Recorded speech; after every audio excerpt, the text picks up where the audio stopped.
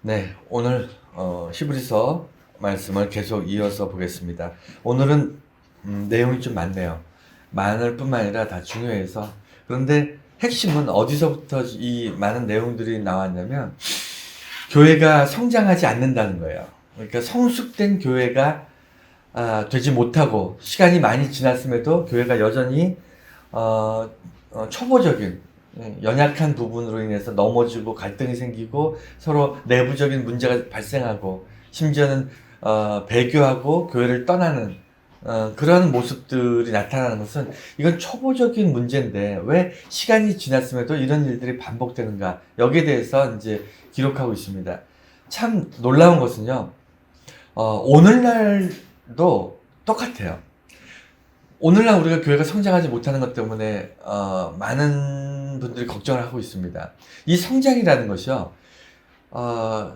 그게 문제였던 거예요. 뭐냐면 전 개인적으로 그렇게 생각했습니다. 과거 20년 전, 30년 전에 앞으로 한국 교회가 20년, 30년 뒤에는 굉장히 쪼그라들 것이다. 굉장히 지금처럼 이렇게 부흥하고 그러지 못할 것이다라고 예측을 했는데, 주위에서는 제가 참 신앙이 없고 믿음이 없어서 그렇다고들 하더라고요. 근데 그게 아니라 객관적으로 그랬어요. 제가 볼 땐 그랬습니다. 왜 그랬냐면 다음 세대에 대한 투자를 하지 않았고, 어린아이들이나 다음 세대를 위한 투자를 하지 않았고, 교회가 성장 위주로 사람을 데리고 오는 것에만 집중해서 계속 성장해야 된다, 성장해야 된다는 식으로 얘기를 했어요. 그리고 목회자, 특히 목사 중심으로, 교회가 커지면 좋아지는 건 목사밖에 없거든요. 목사 중심의 어떤 교회의 어떤 패턴이 자꾸 반복되길래 20년 전 얘기입니다. 그때 이제 세기 말, 20세기 후반, 1900년, 1980년, 1990년대 교회가 앞으로 걱정이다, 이런 생각을 제가 개인적으로 했었었는데 딱 지금 그렇게 됐어요. 그런데 이게 왜 문제냐면 성장을 강요하기만 했지 성숙에 이르지 못했기 때문에 그래요.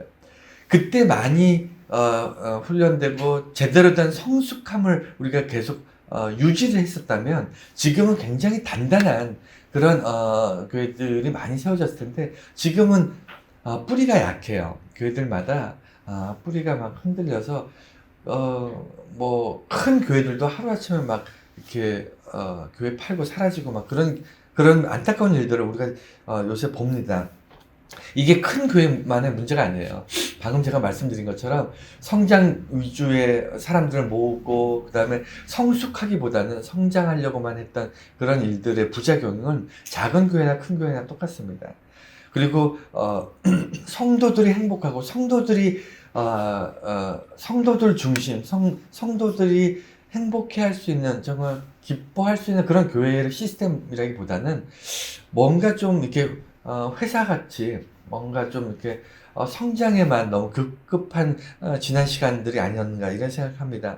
초대교회는 조금 달랐어요. 초대교회는 똑같이 성장하지 않았던 문제들이 있었지만, 성숙하지 못했던 그 성장을 방해하는 문제들이 있었지만, 지금 오늘날 우리가 겪는 문제하고는 좀 달랐습니다. 그래서 오늘 본문을 보면서 이들이 왜 성숙하지 못했는가, 이걸 보면서 오늘날 우리들도 교회 오래 다녔잖아요.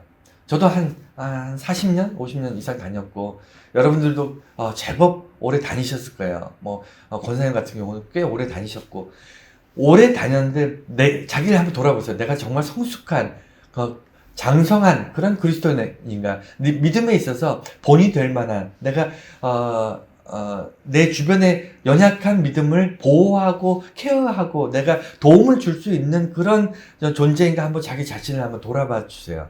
내가 교회를 몇 년을 다녔나 한번 같이 생각해 보시면서. 당시 초대교회도 그런 문제가 있었습니다. 그런데 초대교회는요, 외부의 문제가 너무 심각했어요. 교회를 다닌다는 것 때문에 너무 핍박이 심했습니다. 그렇기 때문에 갈등도 심했고 충분히 이해가 돼요.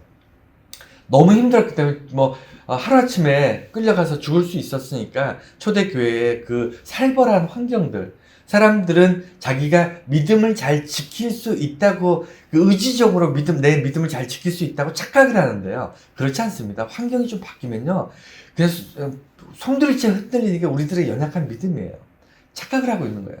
그래서 초대교회는 너무 환경이 힘들었기 때문에 그랬기 때문에 이제 어려움이 있었는데 그런 배경임에도 불구하고 오늘 히브리서는요 유대교적인 배경을 가지고 있는 사람들한테 조목조목 그들이 이 성숙할 수 있는 방법에 대해서 지도하고 있습니다. 오늘 이것이 오늘날 저와 여러분들에게 정말 큰 도움이 됐으면 좋겠어요. 그래서 비록 내용이 많지만 집중해서 우리 한번 보겠습니다. 먼저는 주보에 보면 세 가지로 나눴습니다. 성장하지 않는 이유를 아는 것이 굉장히 중요합니다. 내가 지금 성장하지 않고 있다는 것을 깨달아야 되고요. 이유가 무엇인지를 알아야 돼요. 그래야 우리가 변화가 시작이 됩니다. 두 번째는 그래서 성숙한 그리스도인이라는 게 어떤 존재인가를 알아야 우리가 목표가 생기지 않습니까? 그래서 두 번째는 성숙하다는 것. 그리스도인으로 성숙한 것은요, 사회에서 말하는 성숙과 다릅니다. 어떤 면에서 다르냐면 사회는요 공부를 많이 하고 자격증을 획득하고 그 다음에 어떤 그레이드가 예를 들어 학벌이라든가 재산이라든가 아니면 사회적 명성이라든가 무엇인가 쌓여가는 것 무엇인가 다른 사람들과 비교했을 때 더 많은 것을 소유했을 때 성숙하다, 성장했다, 성공했다 이렇게 표현하지만 교회는 달라요. 네, 그 부분 이제 교회에서 믿음 안에서 성숙하다는 것 이 장성하다는 것이 무엇인가를 알아야 우리가 목표가 생긴다는 것. 세 번째는요, 그렇기 때문에,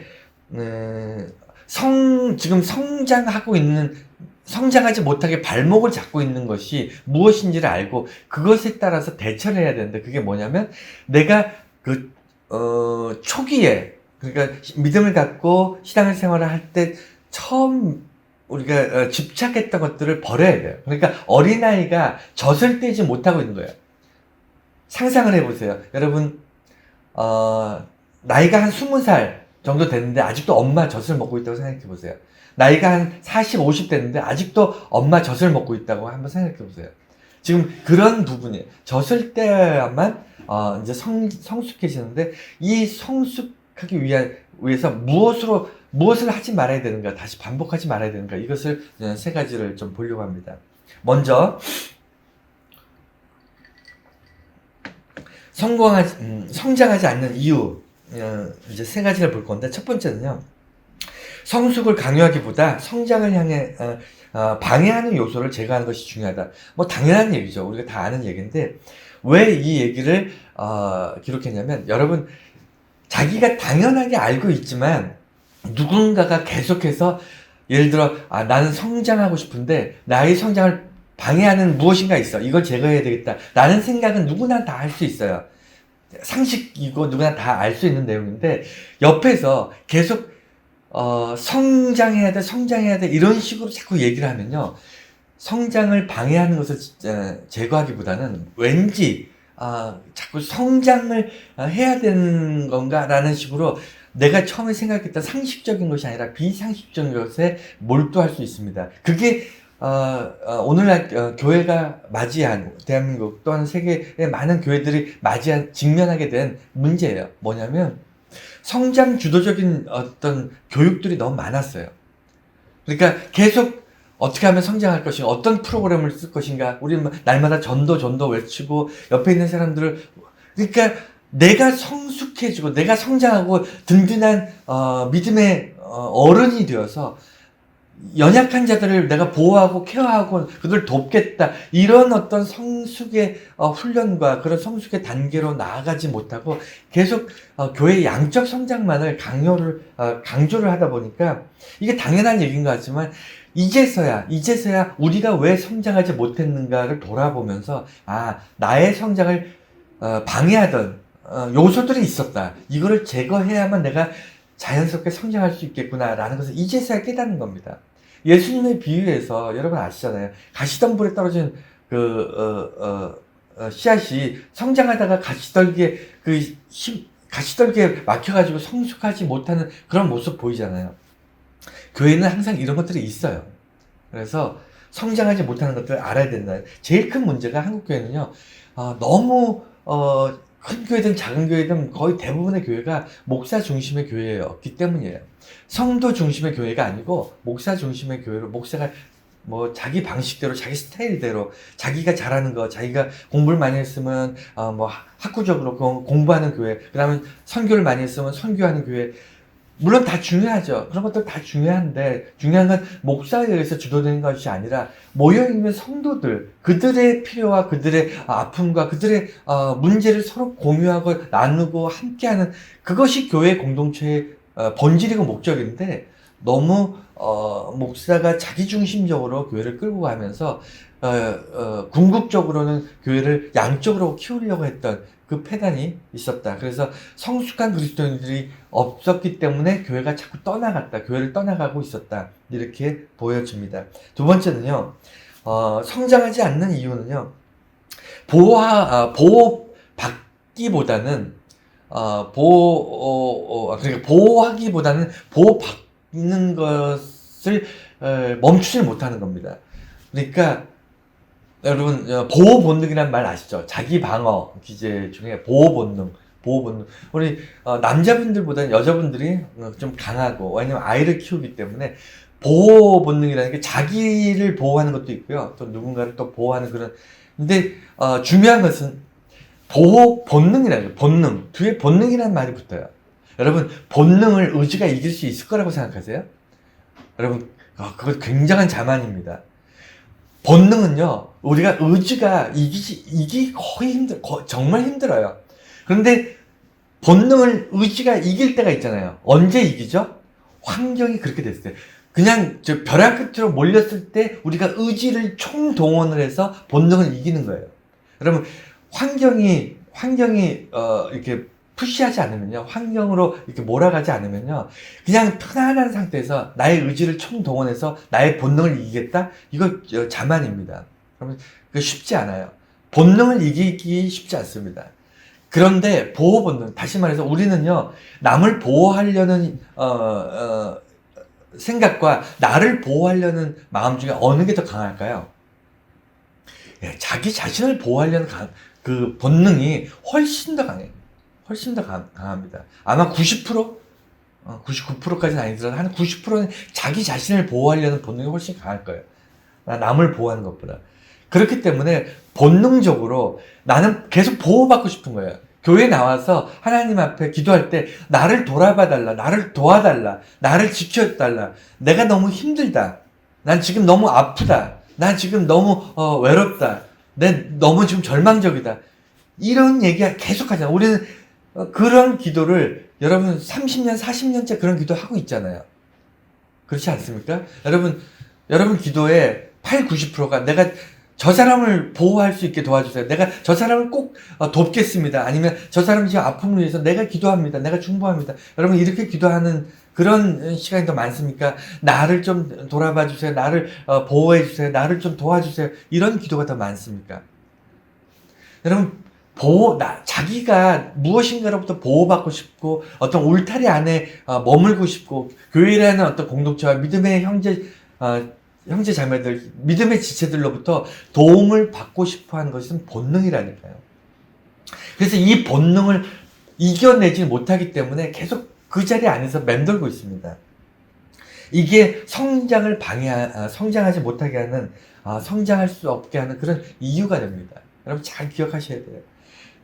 이제는 나를 보호하는 것을 넘어서 여러분 어린아이의 마인드를 벗으셔야 돼요. 내 주변에 있는 사람들 도움으로써 내가 비록 힘들고 어렵지만 내 주변에 힘들고 어렵고 고통받는 사람을 도움으로 인해서 내가 비록 부족함이 있고 내가 조금 좀 힘들지라도 내가 남을 돕는 것으로 인해서 내가 힘을 얻을 수 있고 기쁨을 얻을 수 있고 만족을 얻을 수 있는, 그래서 다른 사람을 보호하는 본능으로 살아가는 그런 삶이 성숙한 삶이라는 것을 여러분 반드시 기억해 주시고요. 세 번째는 달콤한 은혜에 머물러 있다. 은혜에 머물러 있는 것이 죄인가요? 잘못된 겁니까? 여러분이 은혜를 구하는 것이 잘못된 건가요? 저는 잘못된 거 아니라고 봐요. 저는 지금도 하나님께 은혜를 구합니다. 여러분도 다 은혜를 구하잖아요. 정말 달콤한, 말 그대로 하나님 내가 지금 지치고 힘든데 세상이 너무 나를 힘들게 몰아붙이고 세상이 나를 정말 손가락질하고 외면하고 그럴 때 하나님 나를 인정해 주세요. 나를 칭찬해 주세요. 나를 도와주세요. 내게 세상이 줄 수 없는 평안과 위로를 주세요. 라고 여러분 기도하시잖아요. 저도 그렇게 기도합니다. 달콤한 은혜를 구하는 것이 잘못이 아니에요. 그런데 문제는 뭐냐면요. 교회에서도 그렇고 여러분 스스로에게도 그렇고 뭐냐면 교회에서는 하나마나한 설교들을 자꾸 듣는 거예요. 성경 공부도 그렇고 제가 제일 안타까운 게 그런 거예요. 하나마나한 설교, 들으나마나한 설교들이 있어요. 좀 표현이 그렇습니다만 하나마나한 설교란 뭐냐면 여러분 사과가 예를 들어 사과가 먹으면 참 달고 달콤하고 맛있고 시원하고 상큼합니다. 누군가 계속 그런 얘기를 한다고 쳐보세요. 여러분 상상을 해보세요. 만약 설교하는 사람이 사과는 참 달고 사과는 참 맛있고 사과는 참 우리 몸에 좋은 건강한 식품입니다. 이런 얘기를 매주 한다고 생각해 보세요. 여러분 두 가지 경우에 이게 왜 하나마나한 얘기냐면 사과를 먹어본 사람은요 사과 맛에 대해서 설명할 필요가 없습니다. 그렇지 않나요? 그리고 사과를 먹어보지 않은 사람은요 사과의 맛을 아무리 설명해도 모릅니다. 그래서 하나마나하다는 거예요. 사과에 대해서 사과의 맛을 이 사과가 맛있다, 맛없다, 건강에 좋다 이런 얘기는요 일체 쓸데없는 얘기예요. 쓸데없는 얘기. 그거는 먹어본 사람한테는 굳이 설명할 필요가 없고요. 그 다음에 먹어보지 않은 사람한테는 설명해도 못 알아듣습니다. 이게 교회에서 하는 설교예요. 하나님의 은혜에 대해서 하나님의 은혜를 경험한 사람은요, 하나님의 은혜에 대해서 설명할 필요가 없어요. 알고 있으니까. 하나님의 은혜를 경험하지 못한 사람은요, 아무리 설명을 해도 못 알아듣습니다. 이게 하나마나한 설교인 거예요. 그런데 하나님은 사랑이시다. 하나님은 우리에게 좋은 것을 주시다. 이 얘기만 1년 365일 하는 목사님들이 있어요. 우리가 20년, 30년 동안 그런 설교를 매년 들어왔잖아요. 사과는 맛있다, 사과는 맛있다, 사과는 맛있다. 매주 그 얘기 듣지 않습니까? 그래서 여러분이 성숙하지 못한 거예요. 하나님이 우리에게, 우리가 하나님을 구할 때, 내가 절망 속에 있을 때, 왜 하나님 내게 응답하지 않으셨습니까? 라고 하나님께 기도했던 그 기억들 여러분 있으세요? 하나님의 뜻이 도대체 무엇입니까? 라고 고통 가운데 하나님을 찾고 울부짖었던 그런 기억이 여러분에게 있으십니까? 왜 달콤한 얘기, 달콤한 은혜만 자꾸 간구하세요? 여러분, 세상이 힘드니까 교회에서라도 위로의 말씀을 듣고 싶다. 여러분, 그 마음으로 평생 사셨나요? 잘 생각해 보세요. 여러분, 하나마나한 얘기 계속 들으면서 그것이 위로라고 생각하고 그것이 하나님의 은혜라고 생각하시면요. 틀린 말은 아니에요. 틀린 말은 아니지만 젖먹는 아이의 젖이에요. 젖먹는 아이의 젖이. 여러분 20년, 30년 신앙생활을 했잖아요. 이제는 좀 장성해야죠. 젖을 띄고 이제는 딱딱한 음식을 먹어야 되지 않겠습니까? 그런데 언제까지 사과는 달다, 사과는 맛있다, 사과는 우리에게 참 좋은 거다. 여기에서 떠나지 못하고 이렇게 거기 뱅글뱅글 돌고 있지 않습니까? 이것이 여러분들의 성장을 방해하는 요소입니다. 그러면 오늘 성경 본문에 보면 그래서 성숙한 사람은 이런 그리스도인이다. 그러니까 여기서 말하는 성숙은 세상에 말하는 성숙이 아닙니다. 세상에서 말하는 성숙은요, 우리가 어릴 때부터 교육받아 왔어요. 공교육을 통해서도 그렇고, 자기의 자아를 실현하고, 도덕적으로 세상에서 정말 훌륭한 사람들, 이거 다 맞는 얘기예요. 다 중요합니다. 여러분, 공교육 무시하면 안 됩니다. 이거 말 그대로 공교육, 모든 사람이 교육받아서 그 교육을 통해서 사회의 일원으로서 정말 바람직하게 살아가기 위해서는 반드시 필요한 교육이에요. 하지만 사회의 공교육으로 설명할 수 없는 우린 그리스도인들이 갖고 있는 존재론적인 어떤 문제가 있어요. 그게 뭐냐면 그리스도인으로 산다는 것은 무엇인가에 대해서 고민을 했어야 돼요. 하셔야 돼요. 오늘도 그걸 가지고 고민하셔야 돼요. 그리스도인으로 산다는 것은 무엇이냐는 것은 그리스도인의 성숙한 모습을 우리가 알고 있어야 돼요. 예수를 표대 삼아 살아간다. 그건 우리가 다 아는 거예요. 그거는 어린아이도 예수님을 표대 삼아 살아가는 거고요. 장성한 믿음의 장성한 분량의 이런 사람도 여전히 예수님을 표대 삼아 살아야 돼요. 그것은 우리의 성숙을 측량할 수 있는 지표가 되지 않아요. 예수님을 향해 우리가 달려가야 된다. 이것은 모든 그리스도인들이 동일하게 적용되는 거고요. 그 사람의 상태와 상관없이 똑같은 거예요. 그러면 우리가 지금 계산해야 될 거, 우리가 지금 알아야 될 건 뭐냐면 내가 지금 어디서 출발했고 어디를 향해 가고 있고 내가 지금 어디쯤 와 있는가, 이것을 우리가 자꾸 돌아보자는 거예요. 이걸 돌아봐야 내가 지금 성숙하고 있는가, 나 성숙해야 되는데, 내가 성장해야 되는데 지금 멈춰 있는가, 이거를 깨달을 수 있는 방법은 뭐냐면 방금 얘기한 것처럼 내가 어디서 출발해서 어디로 가고 있는데 어디쯤 와 있는가, 이걸 자꾸 점검하자는 거예요. 그런데 우리가 성숙한 사람이 어떤 사람인가를 아직 모르고 있어요. 그래서 이 성경 본문에서 세 가지를 우리에게 알려줍니다. 이건 성경에 나와 있는 거예요. 히브리서에 기록된 걸 제가 그대로 지금 세 가지를 가져온 겁니다. 첫 번째는요, 지각을 사용한다. 여러분, 대단히 중요합니다. 우리는요, 신앙생활을 계속 감성적으로 해요. 감정이 아니라 감성. 뭔가, 이렇게 정말, 뭐라 그러죠? 마음이 따뜻해지고, 뭔가 감동이 있고, 뭔가 눈물이 있고, 정말 은혜가 있는 곳에 막 눈물이 있고, 회개가 있고. 여러분, 틀린 건 아니에요. 틀린 건 아닌데, 지각을 사용하라는 겁니다. 그러니까 지적으로만 신앙생활을 하는 게 아니라, 그러니까 감정은 잘못된 거고 감정적으로 신앙생활하는 건 나쁜 거고 어린아이고 지적으로만 신앙생활하는 것이 이게 성숙한 거다가 아니고요. 그거 착각하시면 안 돼요. 어린아이 같은 신앙은요, 너무 감성적으로 감정에만 몰입돼서 뭔가 막 눈물을 흘리면서 기도하고 나면 뭔가 은혜 받은 것 같고 이런 감성적인 부분에 치우쳐 있다면 장성하고 성숙한 그리스도인들은 지각을 사용한다는 거예요. 사용하지 않았다가 사용하게 됐다, 이런 얘기입니다. 그러니까 지식적인 부분 그리고 깨달음을 사용하고 있다는데, 도대체 그것이 뭐냐면 지각을 사용한다는 것을 잘 알아야 돼요. 성경 지식이 많아지는 것, 그것이 아닙니다. 여러분, 반드시 기억하셔야 될 것은 성숙한 그리스도인들이 지각을 사용한다는 것은 뭐냐면 성경 말씀, 지식을 쌓아간다라는 얘기가 아니에요. 그런 얘기가 아닙니다. 우리가 감성적으로 우리가 하나님께, 이거 필요해요. 당연히 필요합니다. 이건 평생 우리가 감정적으로 하나님께 나아가고 하나님께 부르짖고 하나님을 흠모하고, 이거 당연히 필요하죠. 그런데 지각을 사용한다는 것은 뭐냐면요, 우리가 성경 지식을 몰라서가 아니라, 지식이 부족해서가 아니라, 첫 번째는 내가 아는 것이 무엇인가를 아는 것, 이것이 지각을 사용하는 거예요. 내가 말씀에 대해서, 하나님에 대해서 내가 알고 있는 건 뭐지? 내가 알고 있는 것 중에서 잘못 알고 있는 건 없나? 내가 알아야 되는데 모르는 것은 없나? 아는 것이 중요한. 내가 알고 있다는 것을 다시 돌아봐야 돼. 내가 십자가를 알고 있는가? 내가 부활을 알고 있는가? 내가 하나님과 하나님의 창조에 대해서 알고 있는가? 내가 아는 것이 무엇인가를 아는 것이 굉장히 중요합니다. 그리고 두 번째는요, 모르는 것을 알아야 돼요. 내가 모르는 것들을 아는 것이 기독교인들에게 굉장히 중요합니다. 왜냐하면 모르는 것들 때문에 여러분들이 성장하지 못해요.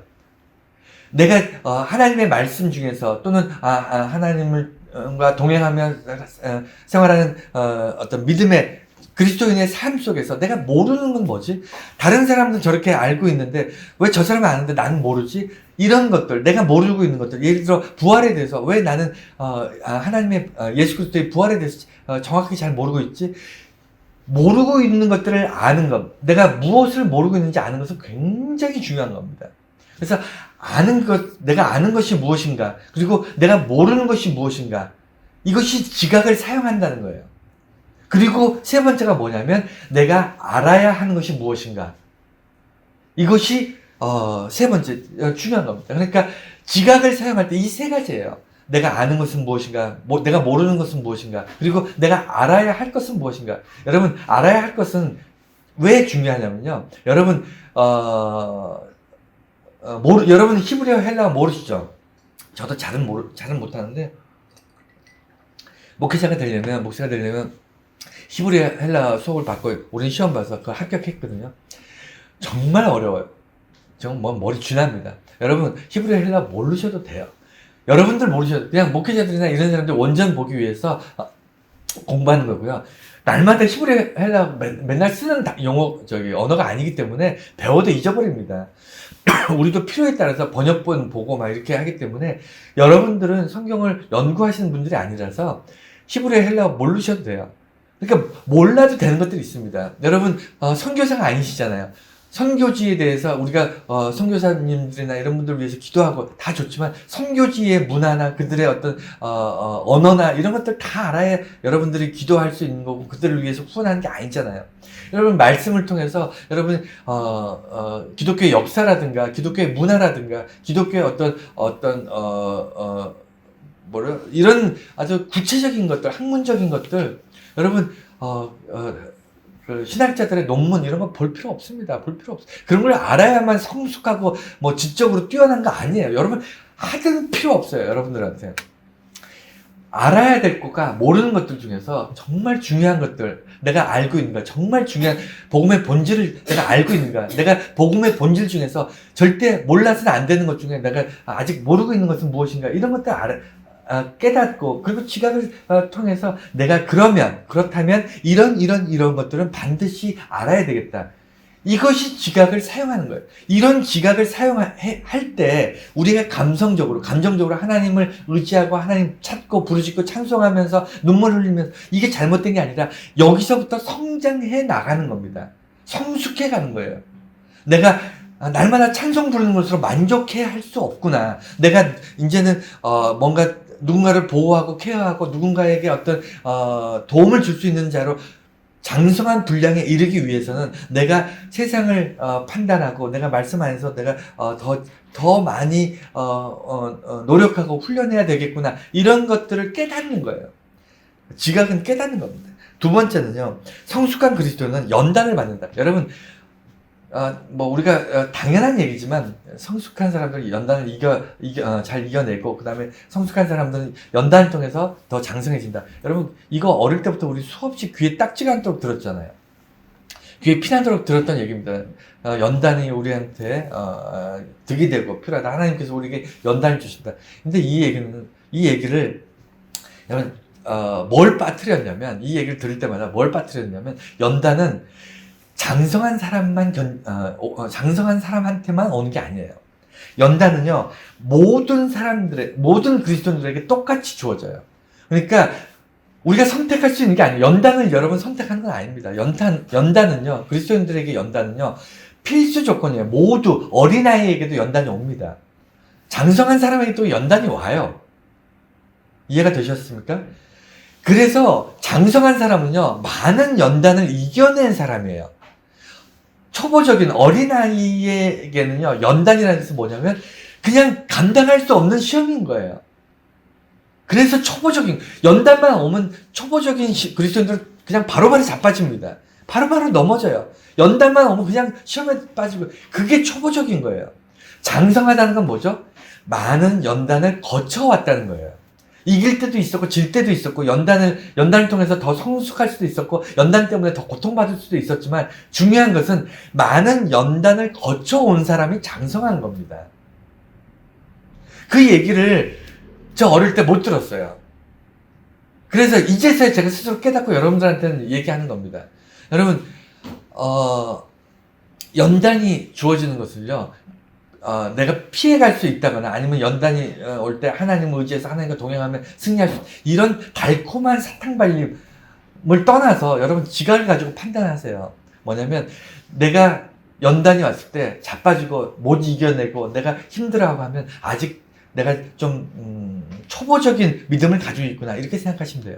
내가 20년, 30년, 50년 신앙생활을 했는데 지금도 연단이 오면 그냥 그때 올 때마다 바닥바닥 자빠지고 그냥 못 일어나고 뻗어가지고 하나님 나 좀 건져주세요. 나 좀 세워주세요. 라고 하고 있다면 여전히 나는 나의 보호 본능 속에서 나만을 위해서 이기적으로 하나님께 나의 고통을 구하는 그런 어린아이적 신앙을 벗어나지 않으려고 하고 있구나 라고 깨달으시면 됩니다.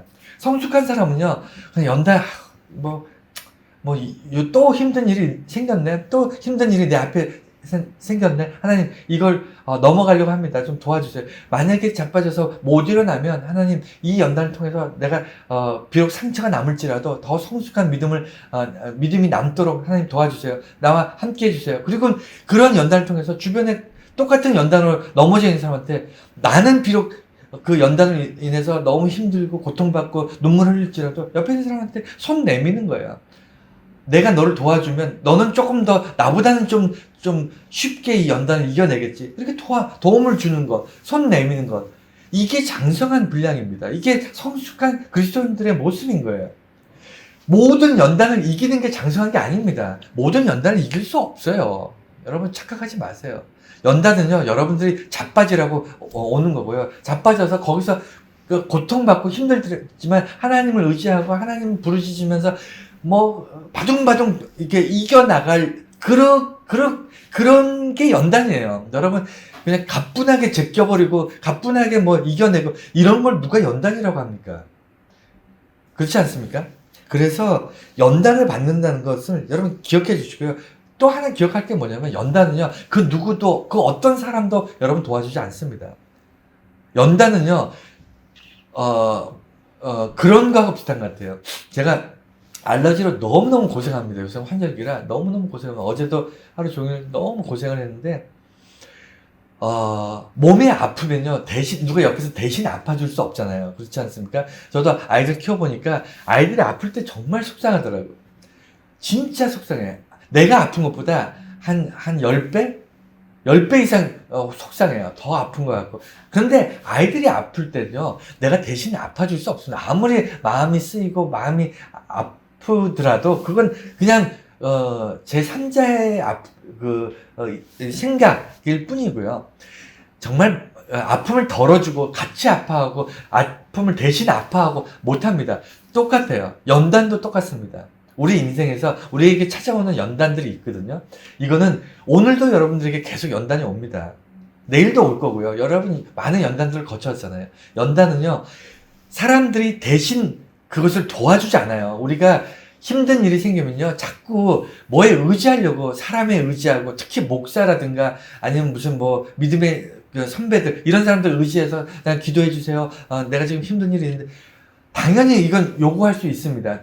요구할 수 있지만 그 사람이 여러분들의 연단을 해결해 주지 못해요. 같이 함께 중보로 기도해주고 함께 협력하고 연합할 수는 있지만 나의 아픔에 대해서 그들이 속상해하고 마치 부모가 자식의 아픔에 대해서 속상해 줄 수 있지만 주변의 사람들이 나의 연단거리에 대해서 속상해하고 아파해주고 공감해 줄 수는 있지만 해결해 주지 못해요. 어떠한 인간도 나의 연단에 대해서 도움을 줄 수 없다는 것을 반드시 기억하십시오. 그럼 뭐냐면 이 연단은 나 혼자 가는 길이에요. 나 혼자 가야 돼요. 연단을 피해갈 수도 없지만 이 길은 혼자 가는 길입니다. 이 길에 함께 할 수 있는 거는요, 하나님밖에 없어요. 도와주시니 내가 이 연단을 피해갈 수 있게, 아니면 이 연단을 넉넉히 이길 수 있게, 이거는 하나님의 의지입니다. 하나님의 뜻이고요. 하나님께서 도우실 수도 있고 안 도우실 수도 있습니다. 왜냐하면 그것을 통해서 내가 그것을 몸으로 부딪혀서 더 장성하게 성장하기를 원하시는 하나님이실 수 있잖아요. 그렇기 때문에 하나님이 때로는 지켜만 보고 계실 때도 있습니다. 하지만 중요한 건 뭐냐면 직접적으로 이 연단을 걸어가고 해결해야 될 사람은 나 하나, 온 세상에 나 하나밖에 없다는 것을 반드시 기억하세요. 그게 그리스도인들이 성숙한 사람, 장성한 그리스도인들은요, 연단이 오면요, 그냥 꿋꿋합니다. 묵직해요. 여러분, 그런 사람들 있잖아요. 연단이 왔는데, 호들갑 떨지 않고 그냥 묵직하게 가는 사람들이 있어요.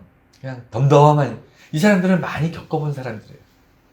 장성한 사람이라고 할 수 있죠. 세 번째는요, 선악을 분별하는 자. 성숙한 그리스도인들은 선악을 분별했다. 여기서 선악은요, 그러니까 장성에서 선악을 분별하는 거는 어떤 경험에서도 올 수 있고 여러 가지 이제 말씀을 공부하거나 말씀을 통해서 올 수 있지만 중요한 건 뭐냐면 선악을 분별하는 능력은 누구에게나 조금씩은 있지만 중요한 것은 장성한 사람은요, 선악을 분별할 때 자기의 선악을 분별한다는 거예요. 초보의 믿음을 가지고 있는 사람은요, 선악을 분별할 때 다른 사람의 선악을 분별해요. 그래서 손가락질합니다. 넌 죄인이다. 너가 어떻게 그렇게 할 수 있니? 이게 초보적인 믿음을 가지고 있는 사람이에요. 이걸 떠나라는 거예요. 장성한다는 거는요, 뭐냐면, 나의 선악을, 내가 지금 이렇게 잘못하고 있는 건데, 내가 지금 이렇게 하면 안 되는데, 이런 식으로 자기를 돌아보는 게 장성한 사람들의 선악의 분별법이에요.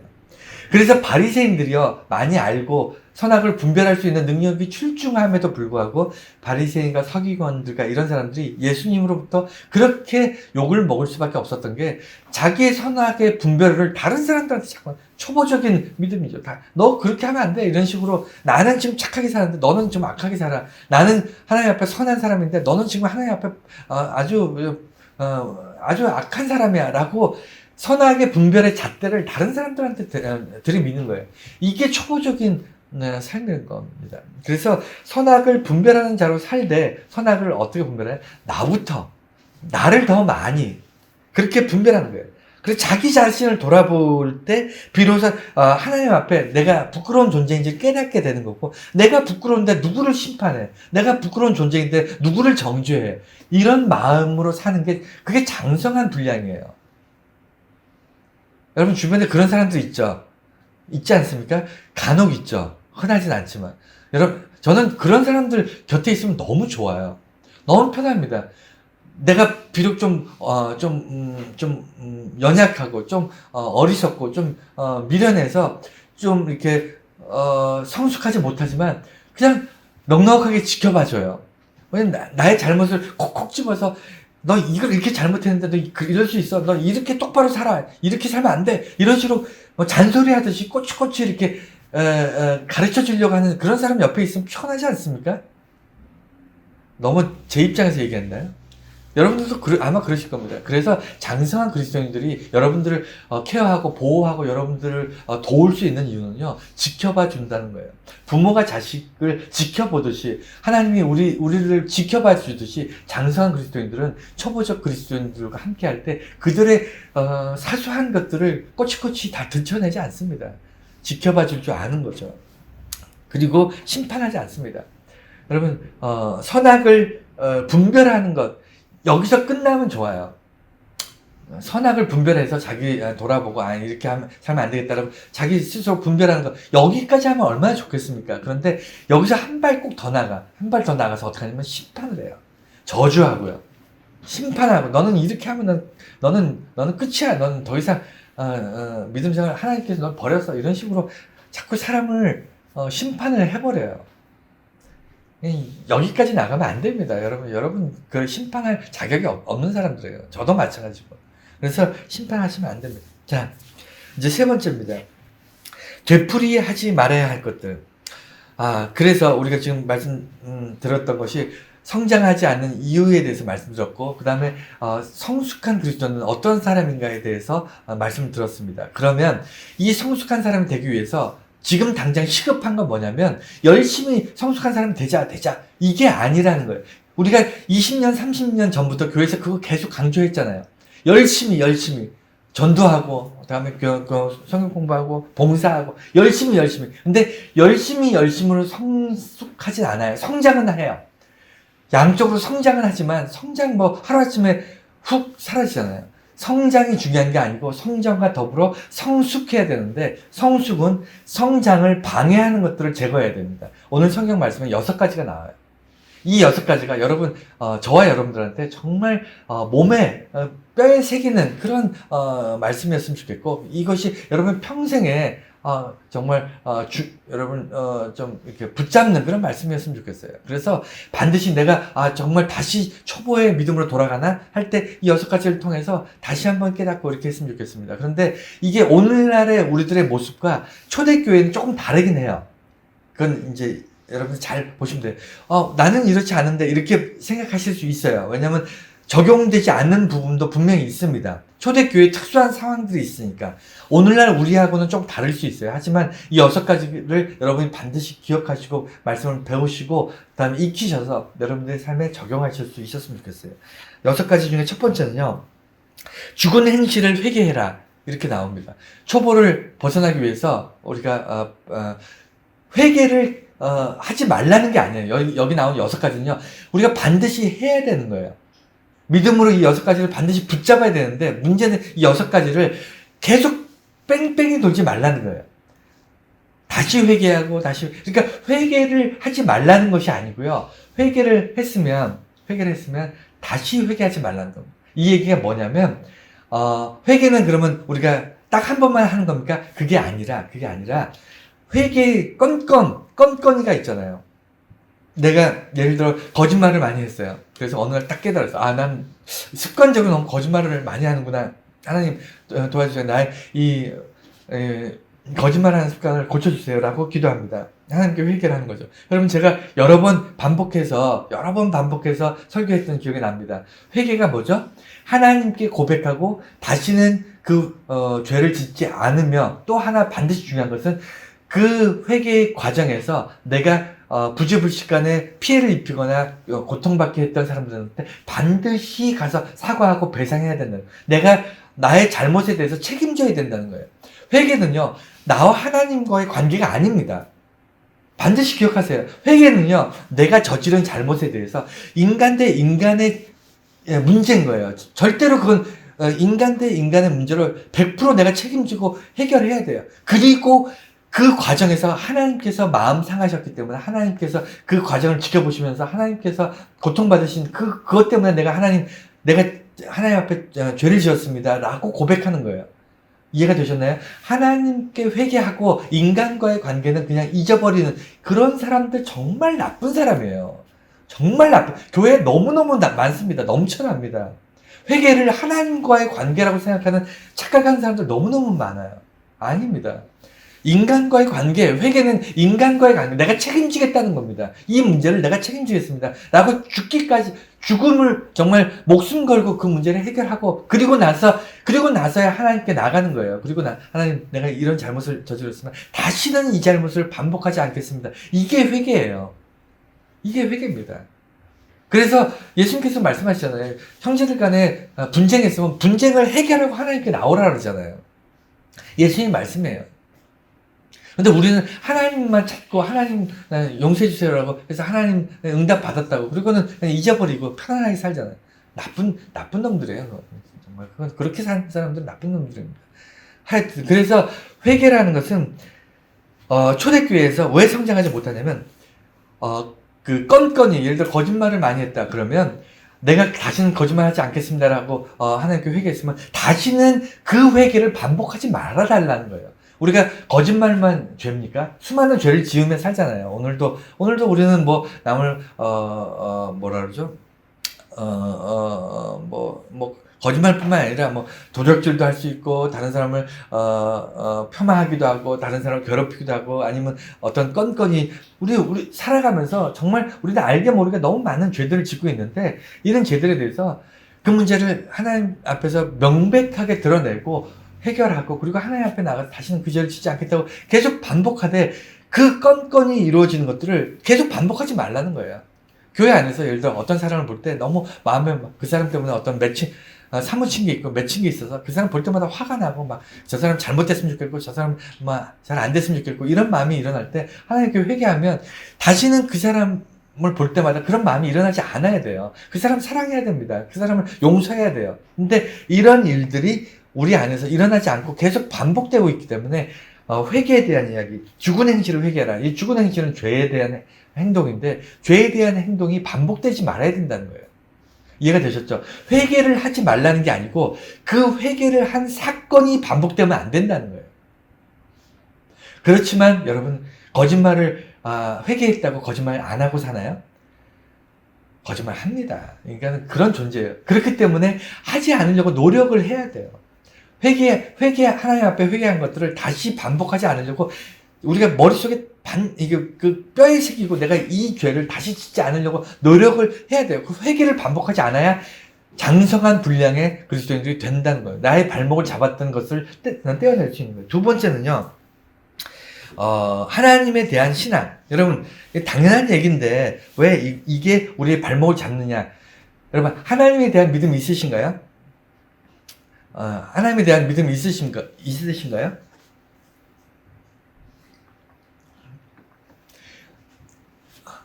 초대교회 사람들이 성장하지 못하고 우리들이 왜 성장하지 못하냐면 하나님에 대한 신앙이 의심과 믿음을 반복하기 때문에, 무한 반복하기 때문에, 의심과 믿음의 무한 반복. 하나님에 대한 믿음이라는 것은요, 믿음은 끝나요. 예를 들어 저희 어머니가 저를 낳으셨다는, 제가 가끔 표현하지만 저희 어머니가 저를 낳으시고 기르셨다는 것을 한 번도 의심해 보지 않았습니다. 여러분도 마찬가지실 거예요. 저희 어머니가 아닐 수도 있다는 생각을 단 한 번도 하지 않았어요.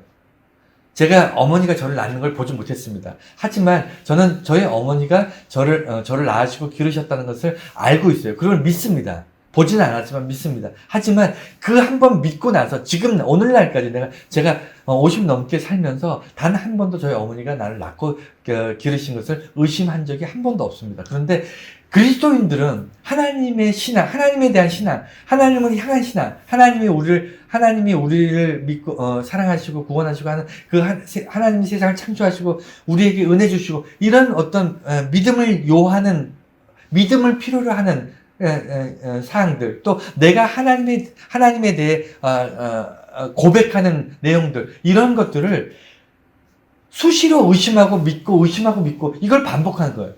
그래서 초보에서 벗어나지 못하고 발목을 잡고 있는 거예요. 그냥 한번 믿으면 끝나야 돼요. 하나님에 대한 신앙이라는 것은요, 내가 믿고 끝내야 돼요. 다시 의심하고 믿고 이렇게 반복하면서 살지 않습니다. 마치 우리 엄마가 정말 나를 낳고 키웠나? 그리고 그래 맞아, 내가 믿을 수 있어, 믿어야 돼. 그리고 그 다음 날 가서 그래도 우리 엄마가 나를 낳고 키웠나? 정말 이런 어리석은 그리스도인들이 교회에 넘쳐납니다. 하나님은 여러분을 사랑하세요. 끝.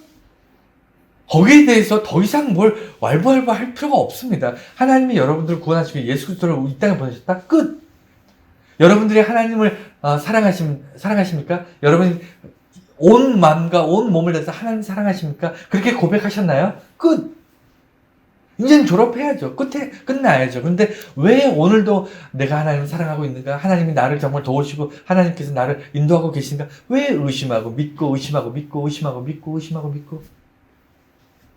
그것이 여러분의 성장의 성숙을 방해하는 거라는 것을 오늘 기록합니다. 세 번째는요, 세례예요. 세례, 당연한 얘기겠지만 여러분, 세례는 구약에도 나오고 그렇지만 여러분, 세례에 대해서 제가 설교를 여러 번 했기 때문에 자세한 내용은 여기서 말씀드리지 않겠지만, 중요한 것은 세례가 세례 요한에 의해서 세례가 이제 활성화되죠. 세례 요한에 의해서 요단강에서 물로 이제 죄 씻음을 받고 하나님 앞에 나가서 거룩한 백성이 된다, 이런 개념인데, 성령 불세례가 있었고요. 성령께서 와서 우리를 태우는 불세례를 경험했고, 그러면서 초대교회에 어떤 게 있었냐면, 세례가 의미가 변절이 돼요. 변절이 돼서 내가 죄를 지을 때마다 하나님 앞에 나가서 세례를 받으면 깨끗해질 거다, 계속 자꾸 그러는 거예요. 그러니까 죄 지은 사람들이 불안하니까. 그러니까 우리 성장에 대해서 발목을 잘 잡는 이 6가지가 왜 계속 무한 반복이 되냐면, 불안해서 그래요. 불안해서. 믿지 못하고 자꾸 불안하니까 세례를 자꾸 받고 싶은 거예요. 세례를 받아서 죄 씻음 받고 싶고, 내가 세례를 받으면 뭔가 좀 깨끗해졌다는 느낌이 자꾸 드니까. 여러분, 신앙생활 할 때 여러분 그리스도인으로 살면서 세례 몇 번 받으세요? 세례 딱 한 번 받아요. 우리가 살면서 예수 믿는 사람들, 개신교에서는 딱 한 번 받습니다. 그렇잖아요. 여러분, 세례 여러 번 받습니까? 왜 한 번 받냐면, 한 번 세례를 받고 깨끗함을 받았으면 더 이상 깨끗함을 받을 필요가 없는 거예요. 그리스도인으로 하나님 앞에 이제 세례받은 세례 교인으로 서는 겁니다. 그런데 이게 불안하고 뭔가 좀 그러니까 계속 세례를 받고 싶어하는, 이 초대교회 세례의 만능주의로 가는 거예요. 문제가 생길 때마다 교회 가서 세례 받으면 되겠지. 그리고 이런 사람들이 주변에 나오니까 어떤 일이 발생하냐면, 세례를 습관적으로 받아요. 1년에 몇 번, 아니면 매일매일 교회 갈 때마다 이런 식으로 거룩한 성수에 찍어서 이렇게 하고 이거 하잖아요. 계속 세례 받고 싶은 거예요. 뭔가 깨끗함을 자꾸 받고 싶은 거예요. 뭔가 표를 얻고 싶고, 그러니까 인간은요, 장성한 데 가려면 뭔가 좀 진중하고 뭔가 안에 묵직한 게 좀 있어야 되는데 자꾸 드러나는 어떤 모습으로 겉에 드러나는 것으로 자꾸 사람들한테 인정받고 싶고 사람들한테 자기 스스로도 그런 만족감을 얻고 싶은 거예요. 그래서 세례가 초대교회 사람들이 성숙한데 이게 발목을 잡은 겁니다. 또 하나는 네 번째는 안수. 안수하면 구약에는 세 종류가 나와요. 구약뿐만 아니라 이제 신약에서 해서 안수를 언제 하냐면 세 가지가 나오는데 첫 번째는 번제물. 구약에서 번제를 드릴 때 하나님께 제사를 지낼 때 짐승을 죽이잖아요. 인간이 죽어야 되는데 인간의 죄를 짐승에게 씌워서 짐승을 죽이고 하나님께 드립니다. 그래서 목숨으로 죄 용서함을 받게 되는데 이때 번제를 드릴 때 이 번제를 드리는 사람의 죄를 그 짐승에게 전가할 때 안수를 해요. 죽이려고 하는 짐승에게 안수를 함으로 나의 죄가 짐승에게로 넘어가요. 그래서 짐승을 죽여서 하나님께 번제물을 드립니다. 이럴 때 안수를 해요. 두 번째는요, 자손. 아버지가 죽기 전에, 성경에 여러 번 나옵니다. 아버지가 죽기 전에 자기 자손들에게 축복을 해줘요. 안수를 해요. 내게 하나님께 큰 축복을 받았다. 하나님께서 내게 큰 축복을 주셔서 나를 번성케 하시고 내게 복의 복을 더하셨다. 하나님이 나와 함께 하심으로 내가 복된 인생을 살았다. 나와 함께 하시는 하나님의 이 큰 축복을 나의 자손에게도 내가 내려가기를 원한다. 라고 할 때 죽기 전에 자손들의 머리에 손을 얹고 안수를 합니다. 이 축복을 전달할 때, 대를 이어 전달할 때 안수를 해요. 세 번째는 어떤 사람이 임명할 때, 어떤 직분에 의해서 어떤 직분을 주고 그 직분에 임명할 때 안수를 줘요. 이게 이제 안수의 어떤 기본적인 의미예요. 그런데 초대교회는 어떤 생각이 있었냐면 안수 받음으로 성령이 더 강력하게 임했다. 이렇게 되는 거예요. 안수를 하면 성령이 더 성령 충만함을 받는다. 이런 식으로 사람들이 생각을 하게 된 거예요. 그래서 초대교회는 항상 안수를 하기를 원했어요. 사람들이 안수받고 성령 충만함을 받기를 원했고 안수받는 것을 너무 즐겨했어요. 그래서 초대교회의 이 성장을 방해한 것 중에 하나가 뭐냐면 안수를 기계적으로, 여러분 그렇다고 안수가 나쁜 거 절대 아닙니다. 안수하면 안 된다는 게 아니에요. 제가 거듭 얘기하지만 저는 극단적으로 가는 사람들 참 이해가 안 되는데 기독교는요, 극단적이지 않아요. 극단적이지 않습니다. 안수가 이렇게 오용되고 많이 사람들이 사용했기 때문에 초대교회에 문제가 됐다. 그러므로 오늘날 안수하면 안 된다. 이런 게 아니잖아요. 이런 논리가 아니에요. 안수는 하나님께서 우리에게 주신 좋은 제도입니다. 세례도 좋은 거예요. 하지만 사람들이 그러는 것도 잘못 활용하는 거예요. 초대교회 사람들이 잘못 사용한 겁니다. 잘못 의지한 거죠. 너무 안수에 매달리고 너무 세례에 매달리는 거 안 된다. 안 된다. 그 나쁘다가 아니고 그렇게 매달리는 것은 안 된다. 우리 성장하는 것에 발목을 잡는다. 이런 것들을 기억하셔야 됩니다. 그래서 안수가 성령을 받는 방법이다라고 착각을 했던 사람들에게 그들이 그것 때문에 믿음의 장성한 분량에 이르지 못했다는 것을 기억하시고, 다음에 다섯 번째는 부활이에요. 부활은 예수님의 부활과 우리의 부활 두 가지가 있잖아요. 예수님의 부활을 믿지 못하거나 내가 죽어서 다시 부활하지 못한다는 것을 믿지 못하는 사람들이 나타나기 시작했습니다. 왜냐하면 당시에 이 부활을 빼고 믿는 거예요. 부활을 빼고. 왜냐하면 다른 것들은 다 믿을 수 있는데 예수님이 부활하셨다는 것을 믿지 못하거나 내가 죽었다가 나중에 다시 부활할 것이라는 것을 믿지 못하는 사람들이 나타나기 시작했어요.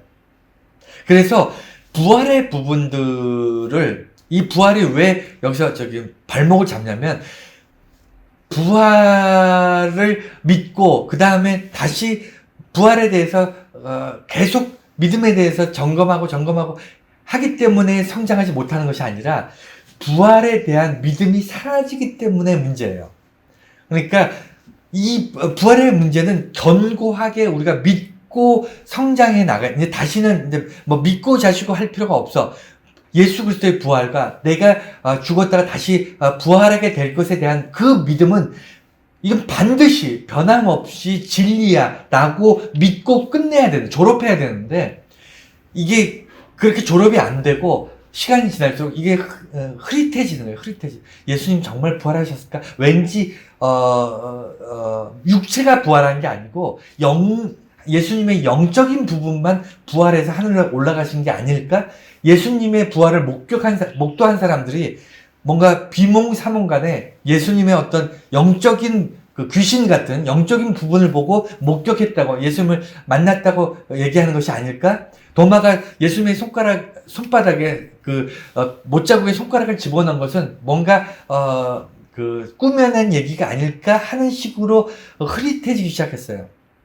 왜 그러냐면 당시에 그 초대교회가 세워졌던 그 지역들 다 이방 지역이잖아요.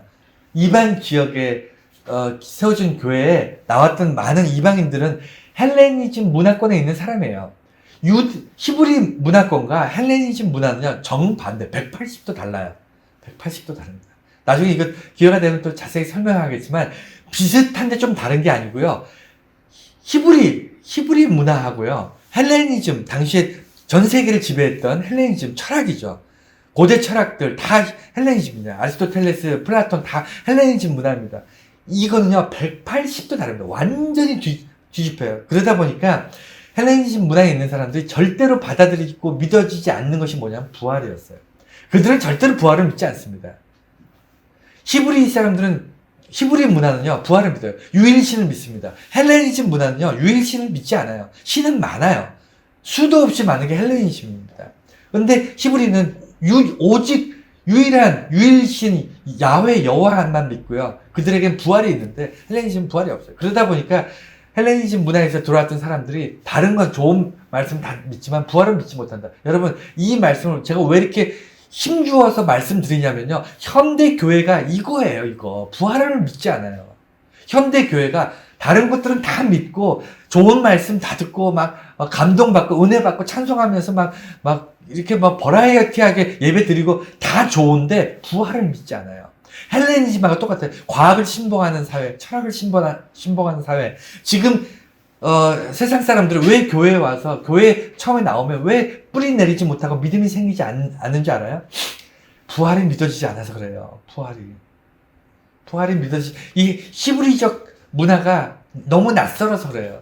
지금 세상은 헬레니즘입니다. 과학이 득세하고 철학이 득세하고 처세술이 득세하는 그런 세상이에요.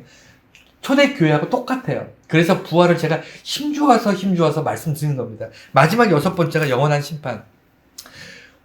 오늘날은요, 이 영원한 심판이 지옥 얘기인데, 심판 얘기고 지옥 얘기인데, 오늘날 교회가 지옥 얘기 안 합니다.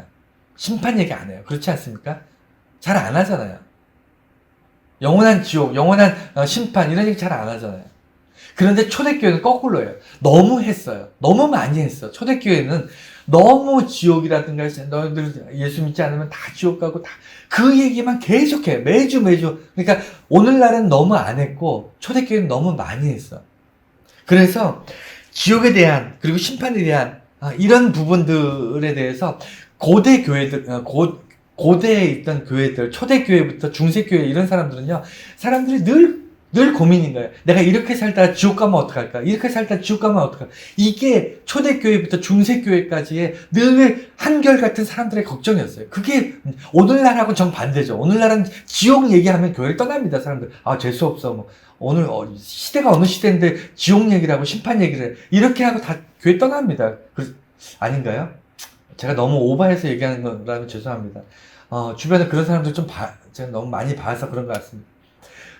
기분 나쁜 얘기, 뭐 축복 얘기, 잘 된다는 얘기, 복 받는다는 얘기, 그렇게 얘기를 안 하고 뭔가 예수 믿지 않으면 지옥 갑니다. 지옥 얘기하고 무슨 뭐 이런 얘기하면 재수없어 뭐 이러면서 떠난 사람들을 사실 제가 목격했기 때문에 현대 교회는 그런 얘기 될 수 있으면 안 하잖아요.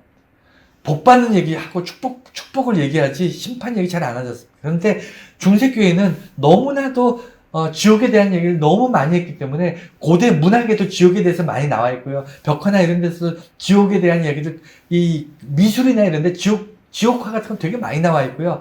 심지어는 그래서 지옥 가고 싶지 않으니까 면죄부 돈 주고 사잖아요. 중세. 그래서 개신교가 나오고. 그래서 여러분 너무 강조해도 문제고요. 너무 얘기하지 않아도 문제고. 고대 초대교회가 너무 많이 이야기했다면 현대교회는 너무 얘기하지 않아서 우리들의 발목을 잡고 있는 거예요. 그래서 오늘 이 6가지 오늘 말씀 중에 여러분 집에 가셔서 반드시 기억하세요. 죽은 행실을 회개하는 것, 그리고 하나님에 대한 신앙, 세례, 안수, 부활, 심판, 이 6가지를 이제는 졸업하세요. 졸업. 이거에 대해서 내 믿음이 흔들리지 않는다. 이 6가지는 나한테 견고하다. 이것은 내가 의심하지 않는다. 그러면 여러분 이제 비로소 첫발 딛는 거예요. 성숙으로 향해서. 아셨습니까? 여러분, 내가 왜 성숙하지 못하지? 내가 왜 시험이 당할 때마다, 내 환란이 올 때마다 왜 난 넘어져서 난 스스로 이겨나가지 못하지? 여러분, 장성하지 못하고 연약하기 때문인데, 그런 귀한 믿음을 얻기를 원하신다면, 어린아이 같은 사람으로 계속 살고 싶다면 할 수 없지만, 장성한 분량에 이르기를 원하신다면, 6가지를 한번 기억해 보시고, 나의 삶에 적용해 보시기를 간절히 축원해 드립니다.